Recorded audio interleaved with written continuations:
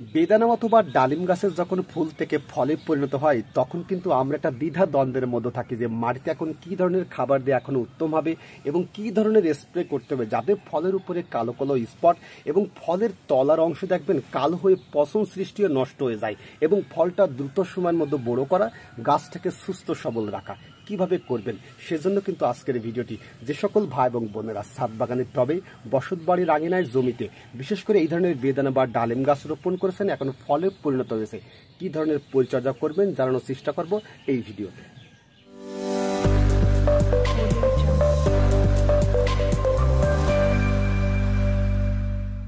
প্রথমে কথা বলবো খাবারের বিষয়টা নিয়ে। এই যে বেদানা অথবা ডালিম গাছের যখন ফুল থেকে ফলে পরিণত হয় তখন কিন্তু গাছের খাবারের চাহিদা বেড়ে যায়, তাই মাটিতে অবশ্যই আমাদের ঠিকঠাক খাবার দিতে হবে, নয়তো কি হবে পুষ্টিহীনতায় ফলগুলো বড় হবে না এবং ফলগুলো ব্যাকা ট্যাকরা কুকড়া হবে এবং ফলগুলো অনেক সময় ঝরে পড়ে যাবে। তাই সঠিক নিয়মে আমাদের খাবার দিতে হবে। আমরা তিনভাবে গাছের পরিচর্যা করি, খাবার দিয়ে থাকি, যেমন কেউ লিকুইড আকারে দিয়ে থাকেন, কেউ রাসায়নিক আকারে, কেউ জৈবিক আকারে। এই তিনটি নিয়মে কিন্তু আমি বলবো আপনার যেটা ভালো লাগে সেই নিয়মে পরিচর্যা করুন। আল্লাহর অশেষ রহমতে গাছগুলো আপনার সুস্থ সবল থাকবে, ফলগুলো বড় হবে।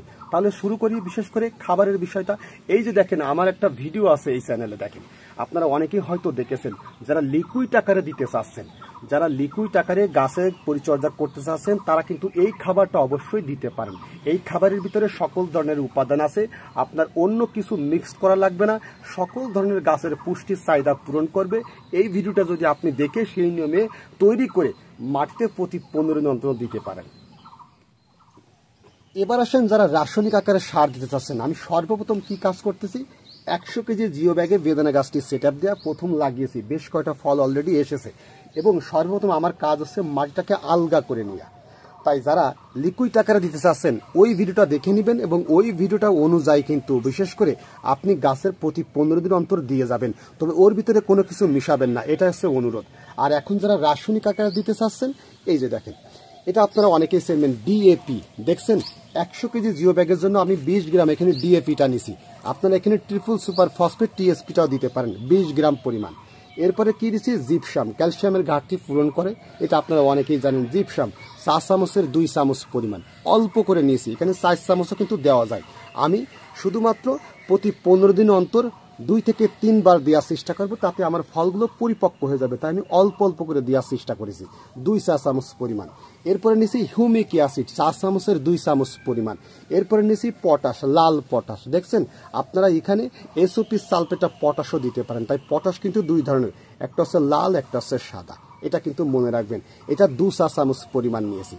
যাদের এর থেকে ছোটোটা 50 কেজি জিও ব্যাগে অথবা 50 কেজি একটি টবে যদি গাছটা রোপণ করে থাকেন, সেক্ষেত্রে আপনারা অর্ধেক পরিমাণ দেওয়ার চেষ্টা করবেন।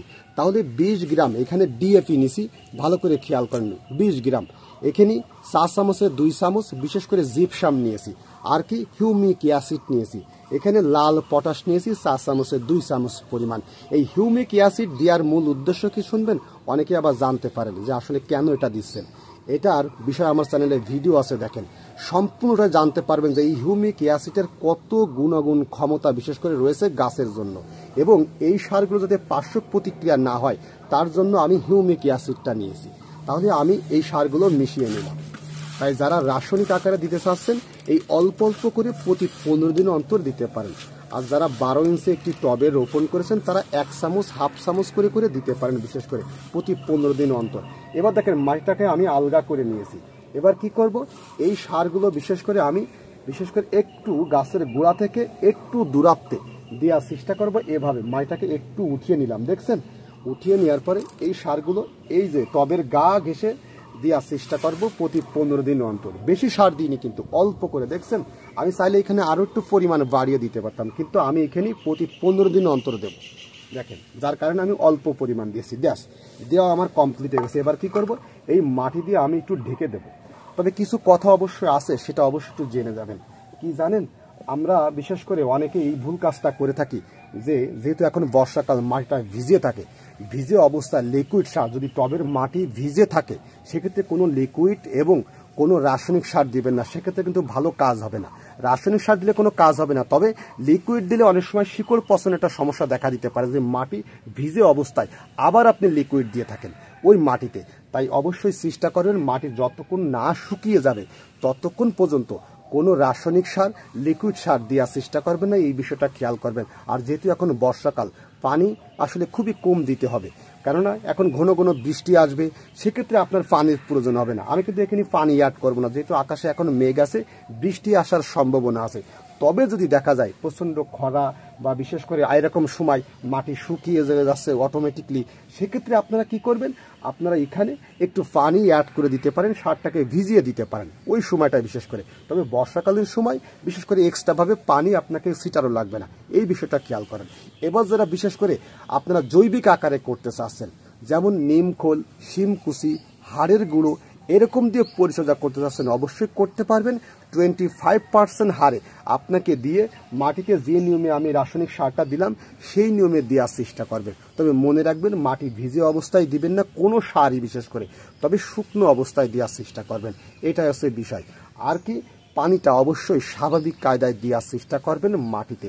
যদি আপনার খরা থাকে সেই অবস্থায় বা খরা শুকনো সময়, আর যদি আপনার অনেক সময় বর্ষাকালীন সময় হয়, সেক্ষেত্রে পানিটা খুব কম বিশেষ করে দেওয়ার চেষ্টা করবেন। মাঠটা যতক্ষণ না শুকিয়ে যাবে ততক্ষণ পর্যন্ত কোনো পানি দেওয়ার চেষ্টা করবেন না।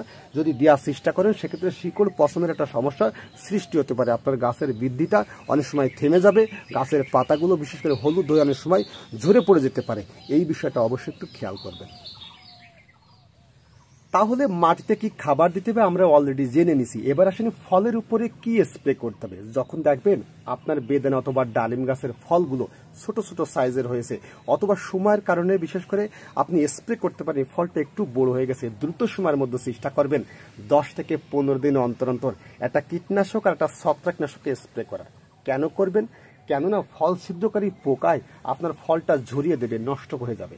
আর কি, ছত্রাকের আক্রমণে অনেক সময় যে ফলের উপরে কালো কালো স্পট, ফলের নিচে দেখবেন কালো হয়ে বিশেষ করে অনেক সময় পচন সৃষ্টি হয়, যার কারণে এটা ছত্রাকনাশক অবশ্যই আপনাকে স্প্রে করে যেতে হবে। তাহলে দুইটা জিনিস, একটা হচ্ছে বিশেষ করে একটা কীটনাশক আর একটা ছত্রাকনাশক যদি স্প্রে করতে পারেন, আল্লাহর অশেষ নামতে আপনার ফলটা সুস্থ সবল থাকবে। সর্বপ্রথম দেখেন কি ধরনের কীটনাশক স্প্রে করবেন। ইমিডাক্লোরোফিট এই গ্রুপের কীটনাশক ইমিটাফ আছে, সুমিটিয়ান আছে, অ্যাডমায়ার আছে, টিডো আছে, এই ধরনের কীটনাশক বিশেষ করে আপনি স্প্রে করতে পারবেন 1 লিটার পানির মধ্যে মাত্র 1/2 ml দিবেন। আর একটা বিশেষ করে ছত্রাকনাশক যেমন আমি ব্যবহার করে থাকি, বিশেষ করে রিডোমিল গোল্ড, বিশেষ করে ম্যানকোজেব গ্রুপের ছত্রাকনাশক, এখানে আপনি বিশেষ করে দিতে পারবেন, অনেক সময় ম্যানসারও দিতে পারবেন। তাই রিডোমিল গোল্ড দিতে পারবেন, ম্যানসার দিতে পারবেন। তাই ম্যানকোজেব গ্রুপের যে কোনো ছত্রাকনাশক 1 লিটার পানির মধ্যে মাত্র 2 গ্রাম দেওয়ার পরে একত্রে মিশিয়ে সকালবেলা অথবা বিকেলবেলা 10 থেকে 15 দিন অন্তর অন্তর অবশ্যই একটু স্প্রে করার চেষ্টা করবেন, তাহলে এই ধরনের সমস্যা আর থাকবে না। তাহলে মাটিতে কি খাবার দিতে হবে আমরা অলরেডি জেনে নিয়েছি, কি ধরনের ফলের উপরে স্প্রে করতে হবে সেটাও কিন্তু আমরা জেনে নিলাম। তবে অনেকেই বলতে পারেন ভাই এখানে একটা অনুখাদ্য যদি আমি প্রতি 1 মাস অন্তরে স্প্রে করি সেক্ষেত্রে স্প্রে করতে পারবো? অবশ্যই স্প্রে করতে পারবেন। ভালো মানের অনুখাদ্য মোবোমিন, এগ্রোমিন ম্যাক্স, আরও বেশ ভালো ভালো কোম্পানির বিশেষ করে অনুখাদ্য আছে, সেটা প্রতি 1 মাস অন্তর 1 গ্রাম হারে বিশেষ করে আপনি যদি স্প্রে করেন ফলটা সুস্থ সবল থাকবে। তবে অনুখাদ্য যদি না থাকে, এখানে 1 গ্রাম বোরন, 1 গ্রাম জিঙ্ক, এটাও আপনি প্রতি 1 মাস অন্তরে একবার করে স্প্রে করতে পারেন। তবে অনেকেই বলতে পারেন ভাই আমি এখানে একটা পিজিআর স্প্রে করতে চাচ্ছি, বিশেষ করে আমার ফলগুলো ছোট ছোট সাইজের, সেক্ষেত্রে কি পারবো? অবশ্যই একটা পিজিআর স্প্রে করতে পারবেন। তবে আমার কাছে অনেকেই প্রশ্ন করেছেন যে আসলে ভাই ফলটা বড় করার একটা কৌশল দেখান। আসলে বড় করার কৌশল বলতে কি জানেন? মাটিতে সঠিক নিয়মে খাবার দিয়ে যাও। মাটিতে একটু জৈব সার, রাসায়নিক দেন অথবা লিকুইড দেন অথবা জৈবিক আকার দেন। আপনাকে অবশ্যই যখন ফল সেট হবে তখন কিন্তু আপনাকে খাবার দিতে হবে। আর একটা বিষয় অবশ্যই মনে রাখবেন, ভালো মানের চারা এবং গাছের বয়স। এই যে 1 বছরের একটা গাছ দেখেন 5 থেকে 7টা ফল হয়েছে, এখন এখানে এই 5টা থেকে 7টা ফল কিন্তু বড় হবে না, যেহেতু গাছটা 1 বছরের গাছ, ছোট সাইজের গাছ। যদি এই গাছটা বিশেষ করে আরও 3-4 বছর বয়স হতো এবং ঝুপালো হতো মেলা বড় সাইজের, তখন এরকম 7টা ফলের বিশেষ করে এই গাছের ধারণ ক্ষমতা থাকতো, ফলগুলো দ্রুত সময়ের মধ্যে বড় হতো। যেহেতু ছোট গাছ, ফলটা একটু ছোট হবে, এটাই কিন্তু স্বাভাবিক। তাই এই বিষয়গুলো অবশ্যই একটু খেয়াল করবেন। তাই গাছের পরিচর্যা করে যান সঠিক নিয়মে। বিশেষ করে গাছটা যখন 4-5 বছর বয়স হবে, পরিপূর্ণ রূপ যখন ধারণ করবে গাছটা, বিশেষ করে একটা বয়স হয়ে, তখন আপনার ফল যদি 5টা হয় 10টা হয়, তখন কিন্তু গাছের ধারণ ক্ষমতা থাকবে এবং ওই ফলগুলো কিন্তু বড় হবে। যেহেতু ছোট গাছ, ফলগুলো এখন একটু ছোট হবে। তবে যদি দেখেন এই 7টা ফল না হয়ে এখানে 2টা ফল যদি হতো, ফলগুলো কিন্তু একটু হলেও কিন্তু বড় হতো। যেহেতু এখনো ছোট রয়েছে, আরও অনেক বড় হবে। তাই এই বিষয়গুলো অবশ্যই আপনাকে বিশেষ করে মানতে হবে। তবে একটা বিষয় বলা হয় না, দীর্ঘদিন ধরে আমি কিন্তু ভিডিও দিচ্ছি না, আপনারা অনেকেই হয়তো জানেন এবং অপেক্ষায় আছেন। কারণ কি জানেন, আমার শারীরিক অসুস্থতার কারণে আমাকে দেখে হয়তো বুঝতে পারছেন, যার কারণে আমি ভিডিওটা দিতে পারছিলাম না।